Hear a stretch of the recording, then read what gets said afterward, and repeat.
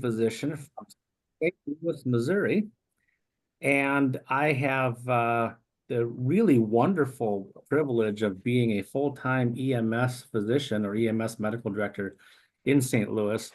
I am board certified in both emergency medicine and EMS medicine.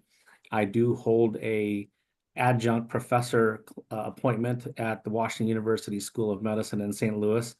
I was actually spent most of my professional career there, starting at Barnes-Jewish Hospital in 1997.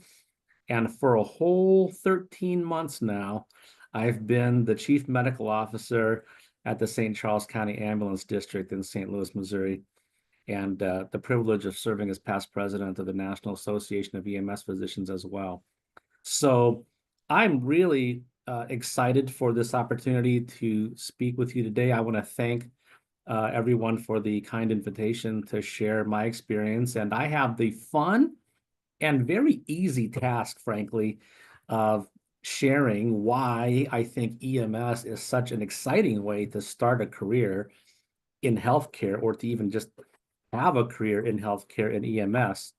And just so that you kind of have a little bit of a background about where I'm coming from, a brief overview of my service and demographics. So the St. Charles County Ambulance District is located in the greater St. Louis area.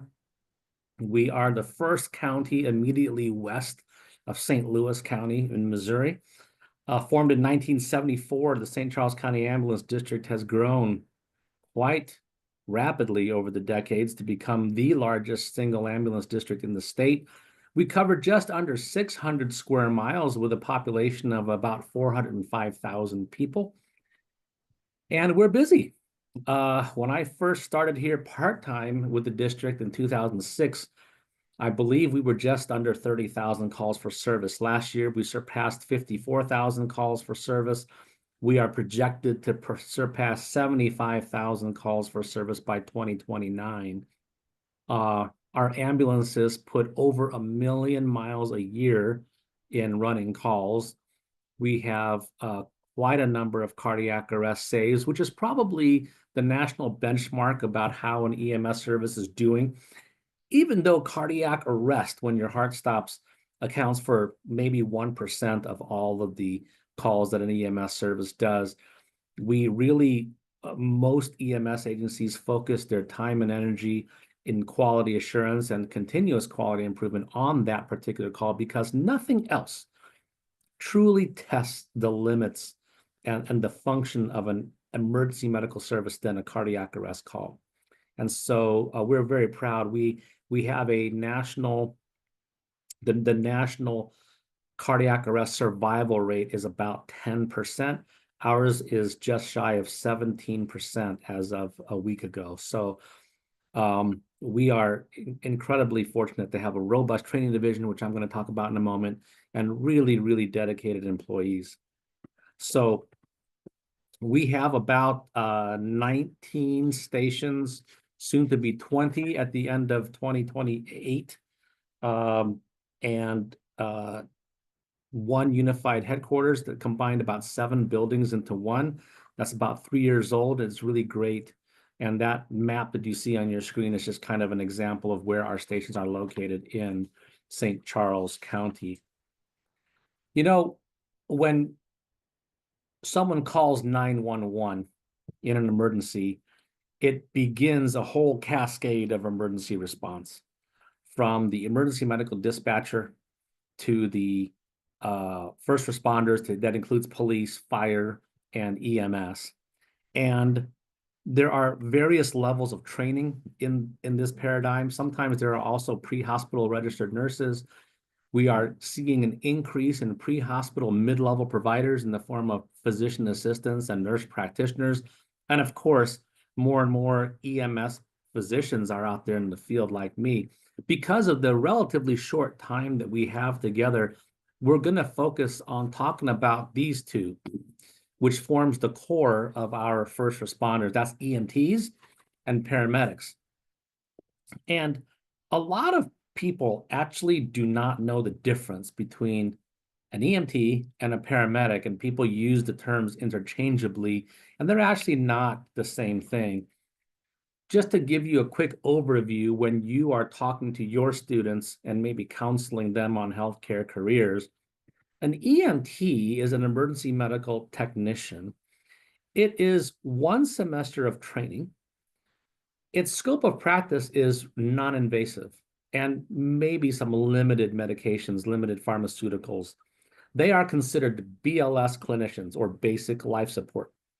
Now, whenever I give this talk, and certainly whenever I begin teaching EMT classes, I'm very quick to remind them that BLS, or basic life support, does not mean unimportant, because a lot of people, including the students themselves, will hear, well, I'm just a basic.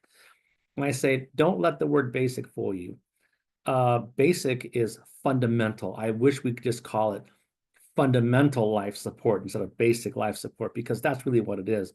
Even my work as an emergency physician, when a patient comes through those doors of the emergency department and they are crashing, they're not looking good, the first thing we do is not give them medications. We give them basic life support. We make sure their airway is open. We make sure they're breathing. And if they're not, we breathe for them. We make sure their circulation is good, their blood's going round and round. And if it's not, we do everything we can to support that. But even those major illnesses or traumas start with solid basic skills.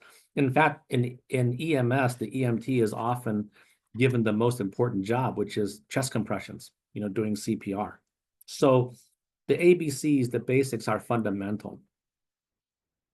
After they finish this semester of training, a lot of EMTs can choose to stay at this level and work on an ambulance.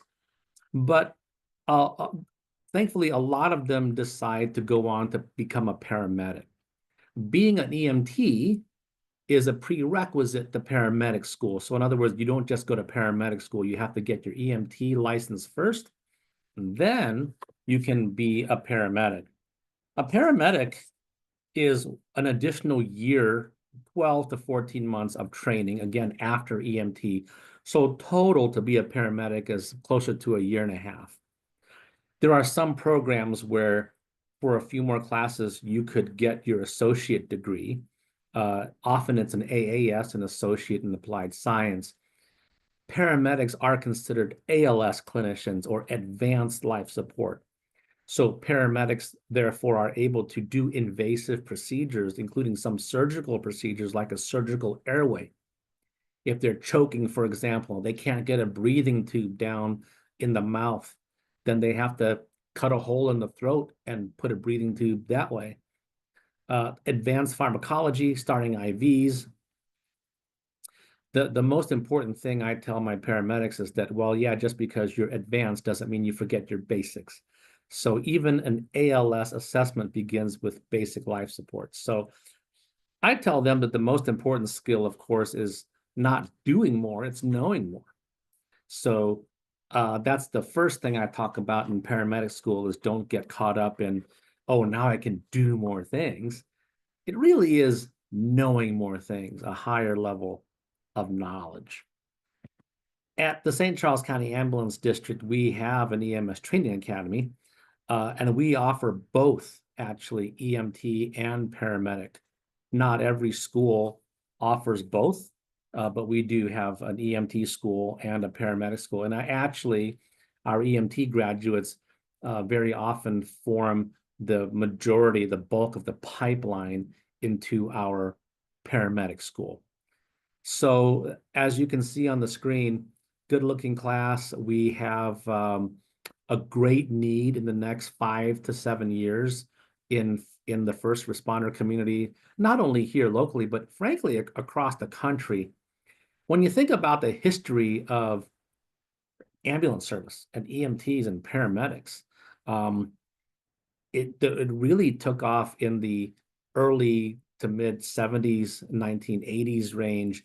And so many of these first big cohorts of first responders are at retirement age. And we are seeing a great need for EMTs and paramedics across the country.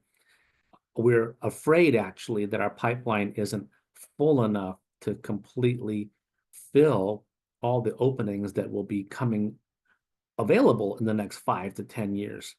So I was really excited to come and give this talk, because if you're advising a lot of bright students who are looking for healthcare careers, emergency medical service is a really great way to enter the healthcare field. So when they come to school, they will learn what the star of life actually means. And I'm sure that you recognize the star of life. You've probably seen it on your own local fire and ambulance vehicles. Did you know that the star of life actually stands for something? Those 6 points on the star stands for detection of an emergency, the response itself, reporting so that you can send ambulances for on-scene care, and then, of course, the paramedics and the EMTs have to give care in transit when they deliver you to definitive care at the hospital. Once you become an EMT or a paramedic, there are continuing education requirements. I'm sure all of you also have CE requirements to maintain teaching licenses. For an EMT in the state of Missouri, it's 20 hours per year. For a paramedic, it's almost 30 hours per year. For National Registry paramedics, it is 30 hours per year at minimum. Every state is variable. Some states require more. I don't think there are any states that require less, but it is variable across categories as well. Categories like medical, and here are some examples of medical hours. In other words, they can't get all 30 hours in medical. They have to get a certain percentage in medical operations. ARV, which is airway, respiratory, ventilation, cardiovascular, like cardiac arrest, stroke, ventricular assist devices, and of course, trauma is its own category, because that's a big killer of many, many people. When it comes to a market analysis, I get the question a lot. Well, it doesn't sound like being an EMT or a paramedic necessarily requires a degree, and that is true. It not necessarily. I will tell you, however, that the bigger, more competitive EMS services do require degrees. So for certain ranks above captain, for example, most will require at least a bachelor's degree. And senior leadership, a lot of agencies are preferring, if not requiring, master's degrees and above.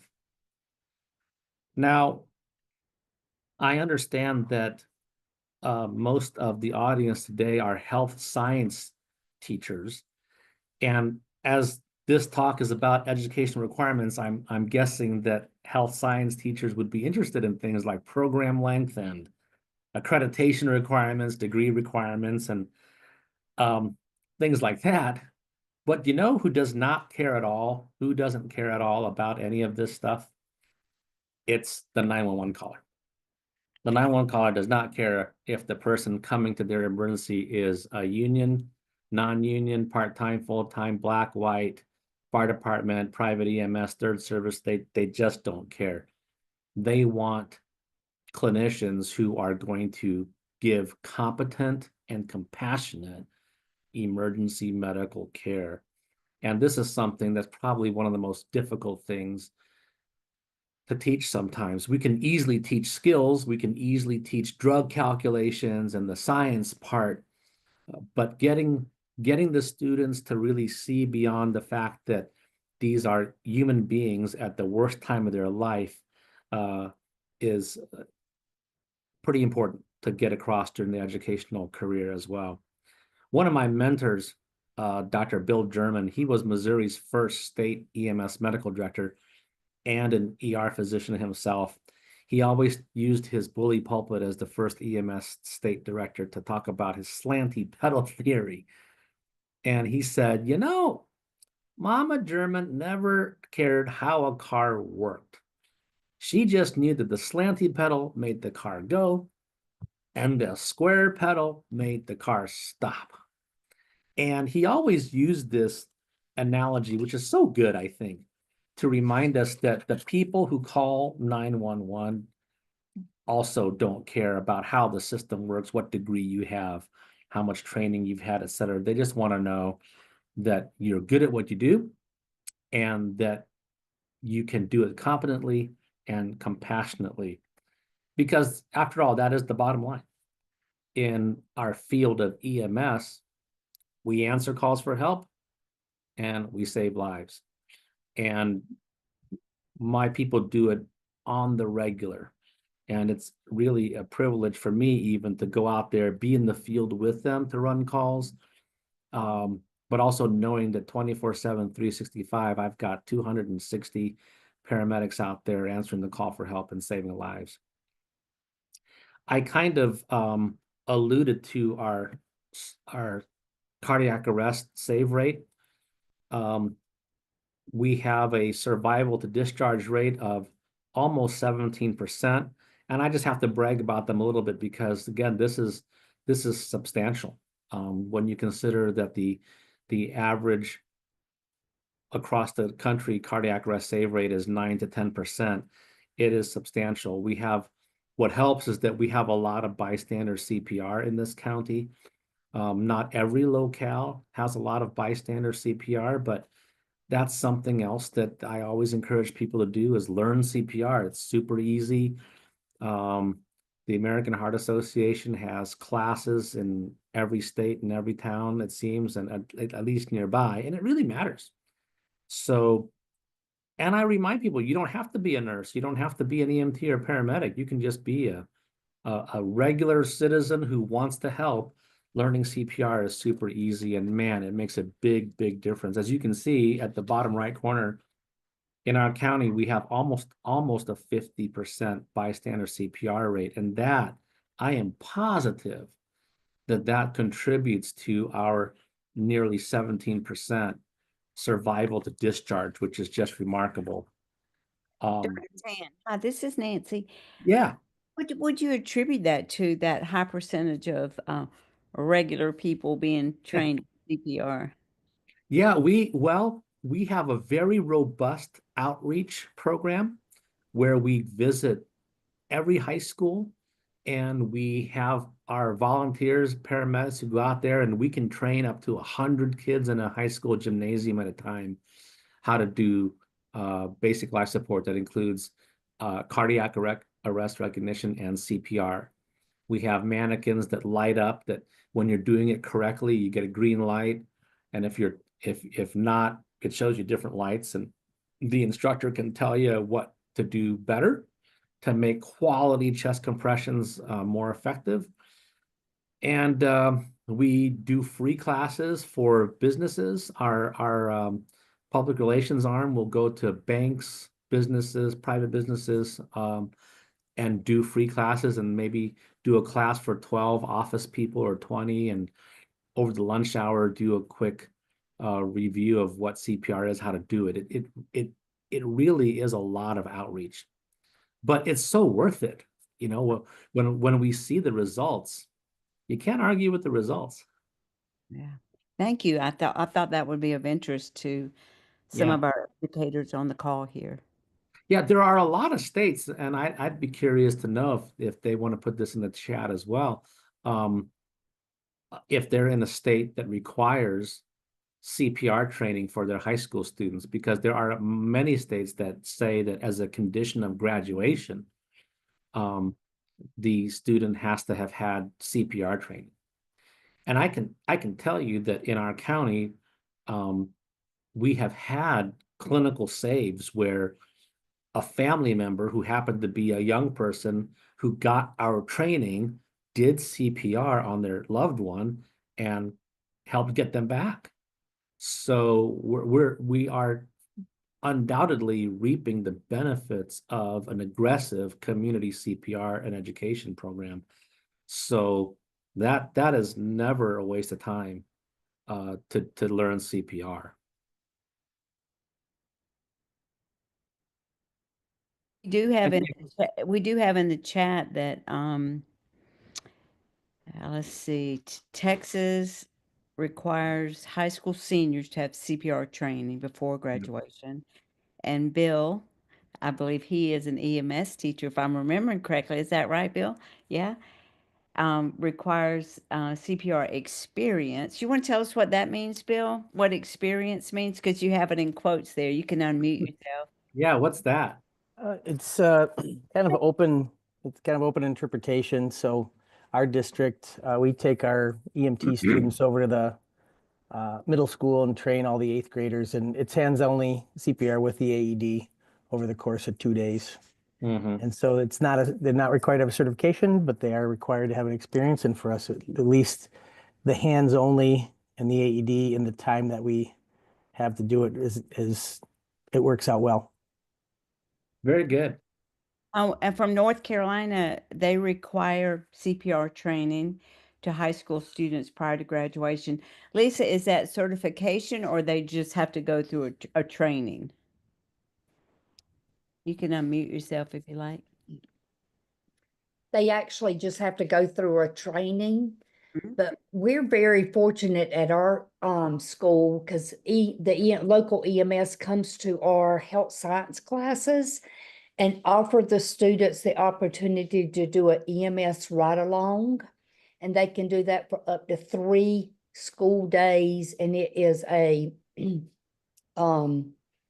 absent, it does not count against their absences. So we have probably at least, and we're a small high school, but we probably have at least 20 students a year that take advantage of this opportunity, and it's wonderful. Oh, That's that's fabulous. yeah. And then Kathy, what did you want to share what you had there in the chat about Vermont?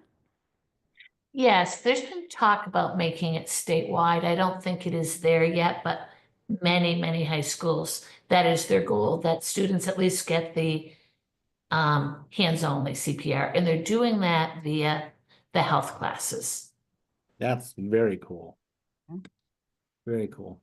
All right. I'll give you back the microphone, David, but I just thought it'd be interesting to hear from these folks. And Lisa, Yeah. I love that what happens in your community. I know that it comes back to like building their own within that community, and hopefully some of those students then go on to become EMS professionals.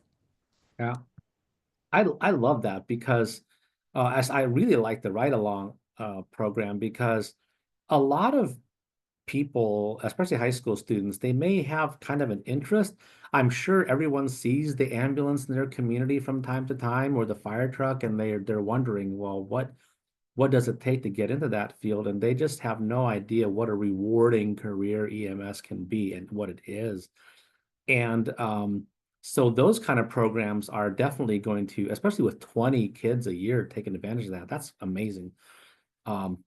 No doubt we will be reaping the benefits of those ride-alongs when they do decide to go to EMT and paramedic school and make a career of it. Because, like I said, we're really kind of concerned about the future outlook in the next 7 years or so, with the retirement horizon being so full.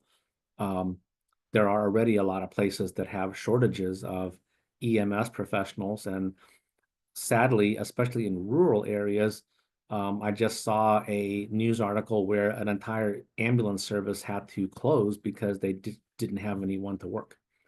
And so they were depending on neighboring counties for mutual aid to come into their county if something happened, which when you think about time critical events like a choking or cardiac arrest or a stroke, that can be really bad for the community. So I love hearing about the things that other states and programs are doing to encourage careers in EMS for sure. I know that a lot of the folks on this call will have the opportunity to counsel high school students in career choices, including EMS. And just so that you have kind of a broader idea of what you can tell them, I will tell you that most will serve their entire career working the ambulance, answering calls for help because it is very rewarding. However, EMS itself can often be a springboard to other branches of medicine and even other branches within EMS.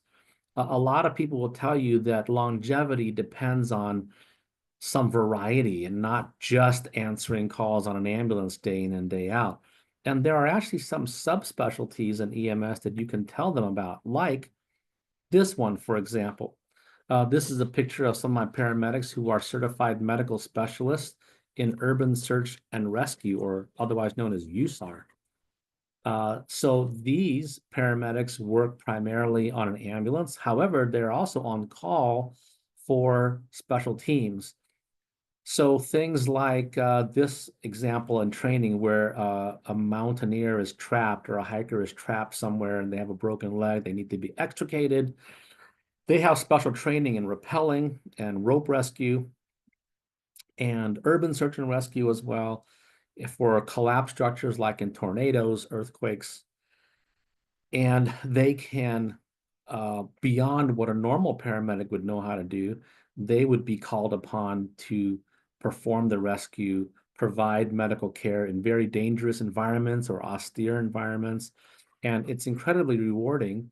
And what we have found is that paramedics who do these subspecialties, they end up having longer careers, more satisfying careers, because they are doing something they love to do, and it is more than just answering the call for help day in and day out on an ambulance. Other examples of special teams include our honor guard, for example. Our technical response unit is largely our drone unit. Our drone program is really expanding fast. We're learning how to use the drone to find lost people, lost hikers. We're even using drones to deliver medications, looking at how we can deliver an AED in a remote area and get the AED there before the rescuer actually gets there, things like that. We have a very robust and mature tactical EMS unit, or TEMS. They are medics who have special police and rescue training. And so some are sworn officers, but the majority of programs around the country, they are paramedics, but they get special tactical training so they know how to safely work in the dangerous environment of tactical operations or SWAT operations. And then, of course, I just showed you the USAR medical specialists who work in tornadoes, floods, confined spaces, and things like that. Maybe not as glamorous as being a SWAT medic or a USAR medic or technical response unit medic is our preventive medicine bureau / public relations. Some of our medics really connect with people, and they like doing things like car seat installations, Halloween safety, our lifesaver CPR classes, rapid access program where they can have special key boxes installed outside of high-risk houses.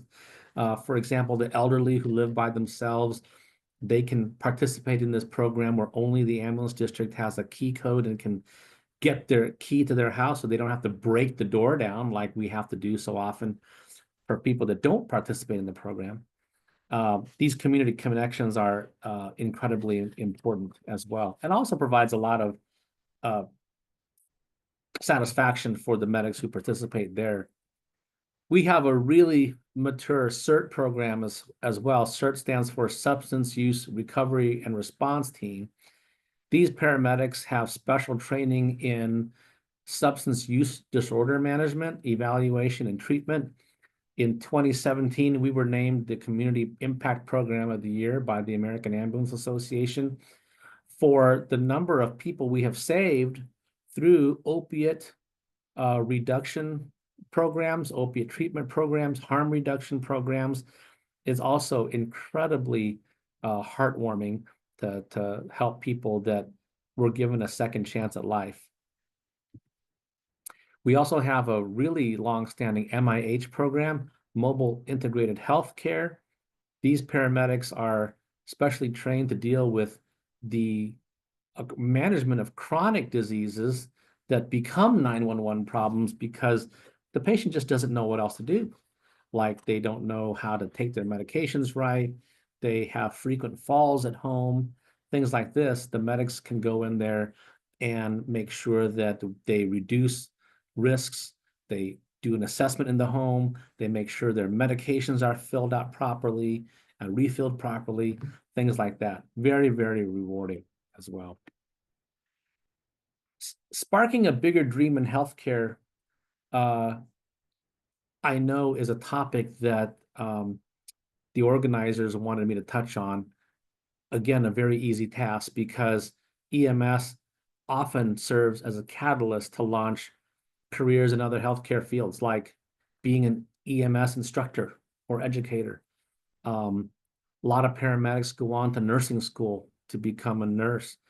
One of my deputy chiefs just became a board certified family nurse practitioner. Many go into executive health administration. At the bottom is a picture of Dr. John Rains. John is a former paramedic of mine over a dozen years ago. And I remember him because he always came into my office as a paramedic and asked me lots of great questions. I mean, my paramedics ask me good questions all the time, but this person in particular, John, was always asking very, very deep second and third order questions. And one day I said, John, you need to go to medical school because you're asking some really deep questions, way more than usual. And he said, oh, no, I could never do that. I'm too old to go to medical school and be a doctor. Well, long story short, we had several more conversations. And today he is an emergency medicine physician. He is finishing up his EMS fellowship and will also be board certified in EMS medicine. And he just signed a contract to be an EMS physician in Missouri. And I'm just really, really excited. But that is just one of a few students I've had who went on to medical school. And so it's really heartwarming to see that happen as well. Now, I know that I've been singing the praises of EMS, and if I have to do it all over again, I would definitely do it myself. But I don't want to be misleading. I want to make sure that if you're counseling students on the EMS career, you should at least know that there is, as there is with a lot of first responder job, a little bit of darker side. Not everything is awesome in EMS. Many first responders, unfortunately, have a hard time dealing with some of the very difficult calls that they see on a daily basis. The CDC recently published this call to action to address the disproportionately higher rate of suicide among first responders, to include EMTs and paramedics. Now, we do not at all have enough time to go into the complex causes of suicide, which are multifaceted, very personal, a lot of socio-demographic factors to consider. But suffice to say that first responders can see some pretty horrific things. And it's not always easy to deal with because, after all, what are the types of people that go into EMS? Caring people. And so caring people who are normally empathetic can really start to feel empathy to the point where it's unhealthy. And so it used to be thought that, well, this is part of the job, depression's part of the job, stress is part of the job, and they were afraid to say anything after a bad call because of the perceived stigma and the fear of being labeled unfit for duty. And so when you think about how we study this problem, it makes it difficult because occupational data may be incomplete or difficult to capture because it's underreported, or because a lot of first responders have multiple jobs and maybe work in a volunteer capacity. So we actually feel that a lot of the mental health problems are underreported in the industry. I will say, I'm proud to say that the industry as a whole is getting much, much better at addressing these issues. The stigma of peer support and critical incident stress management is not nearly what it was when I started 20 years ago.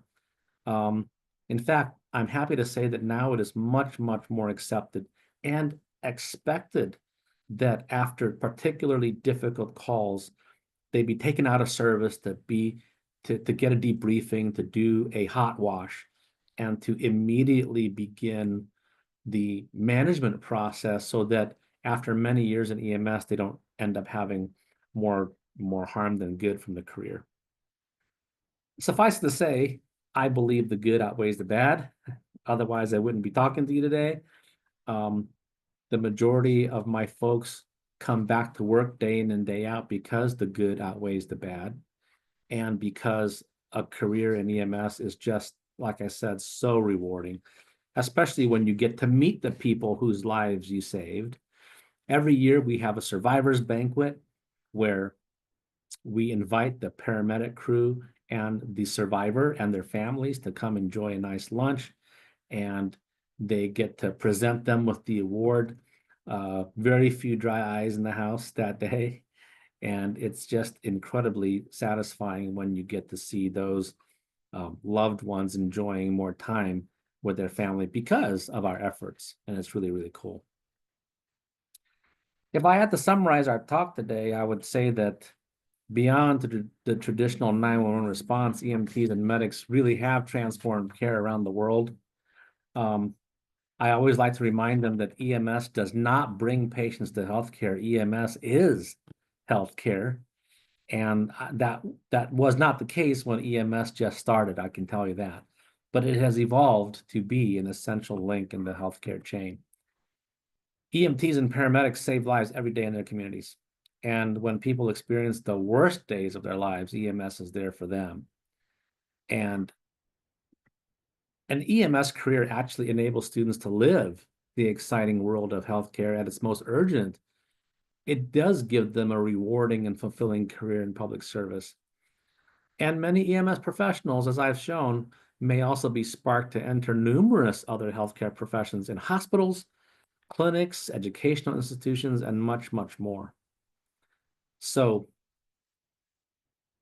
my email address is there on the screen. I'm happy to, of course, entertain any questions you might have now. I do believe we have some time to entertain questions. And feel free to also email me if you have any other questions that I didn't answer here or that you might forgot to have asked during this call. So, and again, thanks for the invitation to share this exciting career pathway with you today. Thank you, David. That was great. Sad ending, but it was good to make that clear. Questions for anybody has to ask of David? I do. Bill Nice from Minnesota. With where is it? Ride along with ride along obstacles. So I'm getting some services that are starting to open up that before with, because I teach high school kids. Any suggestions? Because the people on the ground want to have our students ride along, but people that wear blue suits and red ties, I think, to work don't.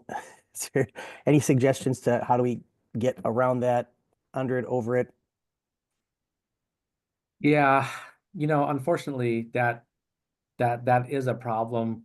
The way that we have structured it is, and some of the barrier does have to do with HIPAA concerns and having, who requires a business associate agreement and all those kind of things. We put them through a mini class that talks about privacy and privacy expectations, dress codes, safety waivers, all that kind of thing, non-disclosure agreements and things like that. We do limit it mostly to students or prospective students. It would be hard to open it up generally because I think we just have so many. And part of our problem is we also have such a large enrollment in our EMT and paramedic schools that we just don't have a lot of room for ride-alongs, because almost every shift and every ambulance has a ride-along already on it in the form of a student who has to be there. And so, but it sounds to me like the issue you're having is simply a unwillingness. That's it. Yeah. Yeah. And so Can't get past the legal team. So yeah. Has the legal team actually spelled out like what their hang up is, or is it just they're hiding? they won't budge on, they have to be 18 and they have to have a high school diploma. Even Mm. though these are students that some of them are already certified as EMTs. If they come back their senior year, if they took it as a junior. So, like I said, the supervisors, the medics in the trucks would be happy to take them, but so I don't, we're starting to get some other opportunities. Unfortunately, one of them's, the next state over. So it's kind of a hike, but Yeah. we're some doors, but I was just curious if you had any suggestions. It sounds like you've tried all the things that I would suggest, like a face-to-face discussion and kind of trying to Yep. break down the barriers and find out what it is.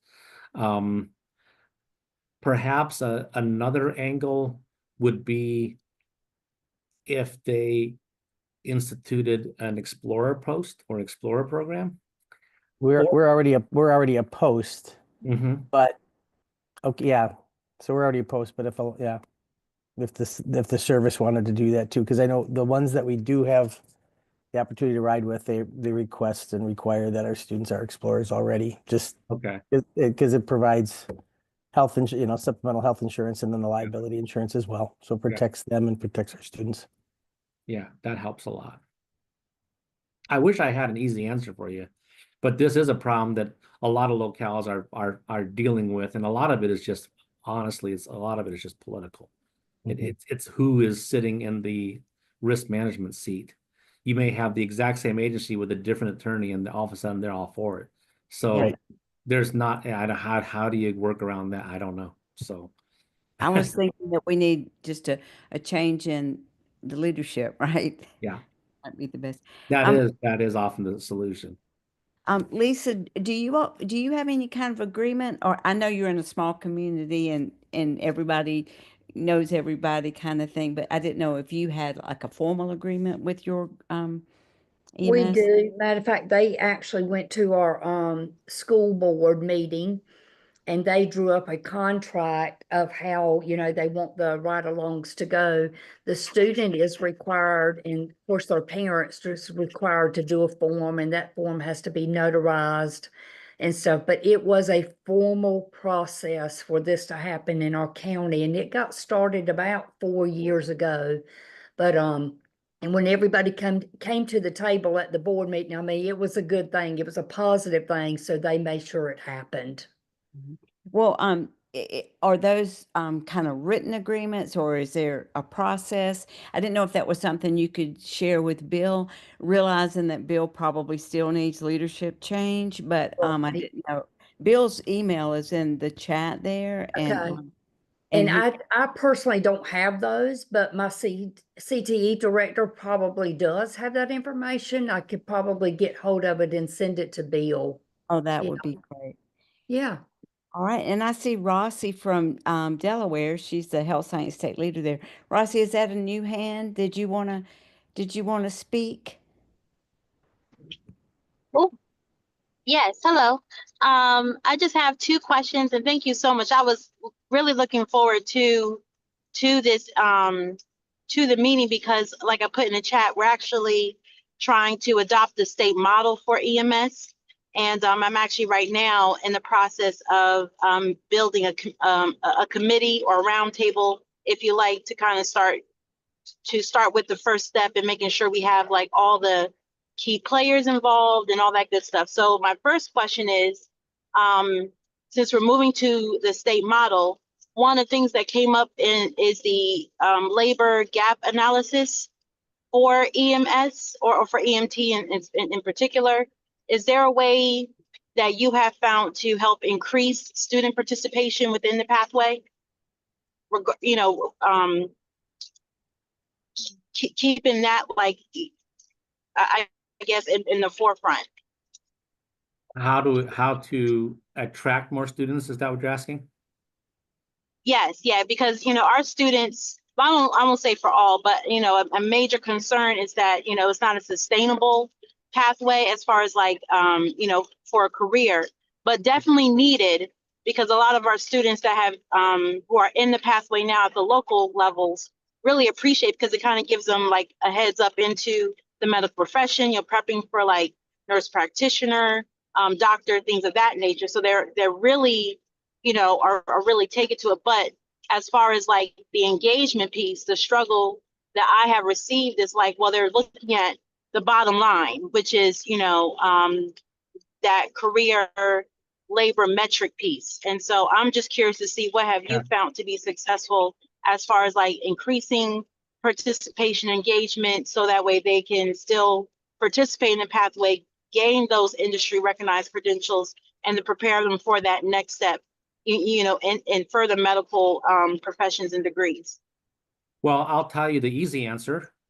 And St. Charles County, my agency has not had the same difficulty as our neighboring counties in recruiting because of exactly what you said, the bottom line.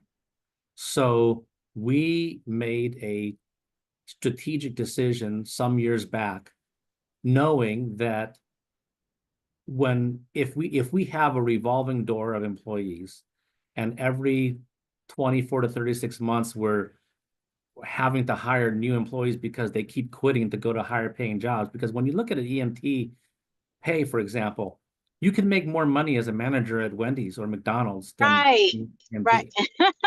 And that's pitiful, right? When you look at the responsibility charged to an EMT and a paramedic, that you can hardly sustain a livable wage as a EMS worker.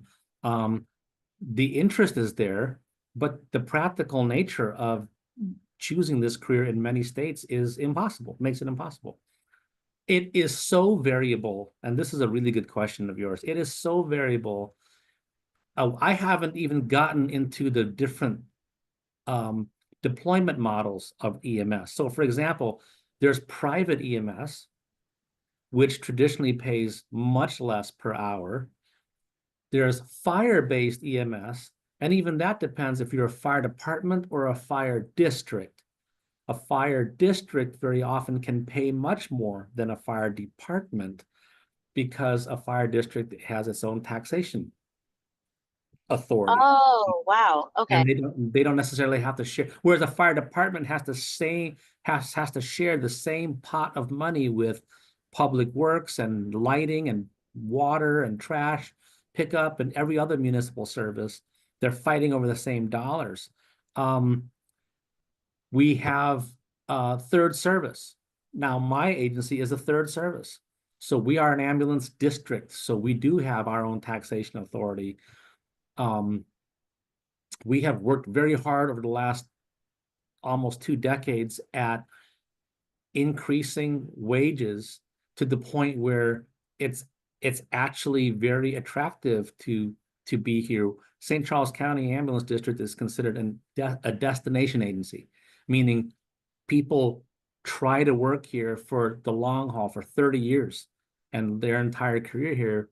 Our average tenure is 17 years. And that's only, it's that low only because we've just had a whole bunch retire, and we've hired 60 new paramedics in the last, I think it was the last 3 years. So that has brought our average tenure down from the 20+ year range to about 17, which is still triple the tenure of a lot of our neighboring agencies. Right. But I can tell you, because it's public knowledge, our starting paramedic makes $85,000 a year. And that's the start. And that does not include overtime. And that does not include when they become promoted to officer ranks. And that's working 10 days a month. Now they work 48 hours at a time. So it's brutal. But after a 48-hour shift, they have 4 days off. So it's 2 on, 4 off, 2 on, 4 off, 2 on, 4 off. So it ends up being about 10 shifts per month. It's brutal work, but as I showed you, it's also incredibly rewarding work. But we pay our medics very well.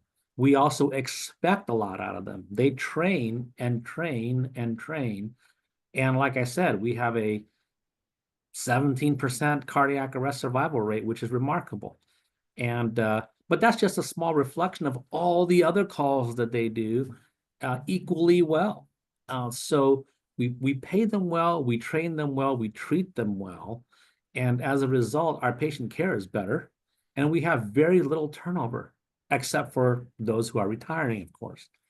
But I came from a private service, for example, where it seems like we hire them and 18 months, maybe 24 months later, they go on to another agency that pays a lot more because it was a private service. But we spent a lot of money on training and orientation just because it was a revolving door of people. But that's the nature of private EMS. It's just different. So the very long answer to your very good question is it really depends on the model of operation, whether it's a third service, public utility model, fire-based, fire district-based, private. So many factors are coming into play that it is hard. And it also, what makes it even more difficult is that EMS is not considered an essential service in most states. I know, let that sink in, right? Police. Yes, yeah, I was Police is an just, essential service. Fire is an essential service. EMS is not an essential service in the majority of states, meaning there is no obligation for a government to supply ambulance services. They do have to have police. They do have to have fire. And now people equate fire with EMS, which of course is also not the case. There are right. lots of fire departments who don't do anything but fight fire, which is fine. But to assume that fire is EMS is incorrect. So that may be the case in a lot of places because fire is the only thing that's around because they're an essential service. And so by default, they become the EMS provider. But even there, they may not be able to sustain an ambulance. So they are fire first response, and they stabilize the patient until an ambulance from 50 miles away can come in and transport the patient. So that's one of the things that my work at the National Association of EMS Physicians has been trying to do in partnership with our stakeholder organizations to make EMS an essential service, to be more consistent as far as funding for EMS. And of course, like any industry, like any business, the bulk of your expenses is wages and benefits. But it's your people. And especially when it comes to EMS, the most important asset is your people. So yeah, it's a conundrum. And if you can figure out how to make that bottom line higher across the board, let me know. Because we're still trying to help figure that out too. No, But thank you so much, because I'll actually definitely be following up with you on that, because there were some key things that you stated that was just like, oh, okay, I have to make sure I have this in the forefront when I bring the required people to the table when we set the state model out. So thank you so much. yeah. Okay, we have about 5 minutes, and Rossi, did you have one more question? And then I have one more question here in the chat. No, ma'am, I'm good. Thank you so much. Thank you. Okay, I'll read Jane's question because she might be shy. She put it in the chat. Jane Stone said, have you invited or had students attend the survivor event that may help with interest and recruitment in EMS? Yeah, I know that we have had some students who were involved in the SAVE was there. Since our events are typically held like at various venues, it gets kind of expensive if all 120 students attended. So we have not admittedly made a general invitation to them, but at some events we've had the students who come and they can work as servers at the event to help out, or if they actually were on the team that helped save them, which also happens, they're of course invited as part of the team to see it. But it gets, I tell you, everyone sees it, at least news clips, because it's a very popular media event. And we always have television crews there at the event because it's such a feel-good story. And who doesn't like to see survivor events? It's really heartwarming. So. Well, Bill put in, he's got some competition for you salary-wise here, I think. And he said in Minnesota that since COVID, that the fire paramedics starting at 100K for fire departments, and the privates are paying paramedics almost $50 an hour. Yeah, I have heard about agencies, especially post-COVID, because we lost a significant number of clinicians during COVID. not only to the disease itself and long-term effects, but because they saw how EMS was treated, which was atrocious. Yeah. You know, police and fire were given first dibs on vaccinations if anyone wanted that, but EMS was considered second tier. And we're like, what?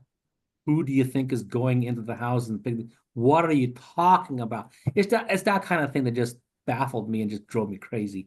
But you know, who should be first in line for PPE? It was hospitals, and EMS was second. And I'm like, who do you think is bringing them to the hospitals? And so, yeah, baffling. But people saw how EMS were treated, and we lost a lot. And what we found is that the only way to truly recruit and retain was increasing the pay from sub minimum wage almost to a livable wage. And so that is better. I'm glad to see in Bill's neck of the woods things getting better. I wish I could say that that was the case for all locales. It just isn't. But in some areas like Minnesota, that's awesome. But yes, we have learned that that is really the only way to recruit and sustain, is giving a very competitive wage. You should not be able to work at Walmart or Target and make more money than being out there saving lives every day. And I think that resonates with most people. Just making it a reality for politicians and such is still an uphill battle sometimes. But we're trying. We're making some headway, I think, for sure. David, you have been very generous with your time. You also did not mention that you do some work with Jones and Bartlett, one of our publisher NCHSA members. And what book is that you consult on? I'm the medical editor for Sanders' paramedic textbook. Okay. All right. Well, the invitation still stands for you to tell Jones and Bartlett that NCHSE said that you need to be a presenter in Cincinnati the last week in October. So I'm going to send you that information so you can say, Thanks. I've been You invited by this prestigious group to be at their conference. Okay. you put a good word in for me with Tiffany, and we'll see what we can do. I will do it. I love your presentation. We'll put the presentation and the recording as soon as I stop the recording.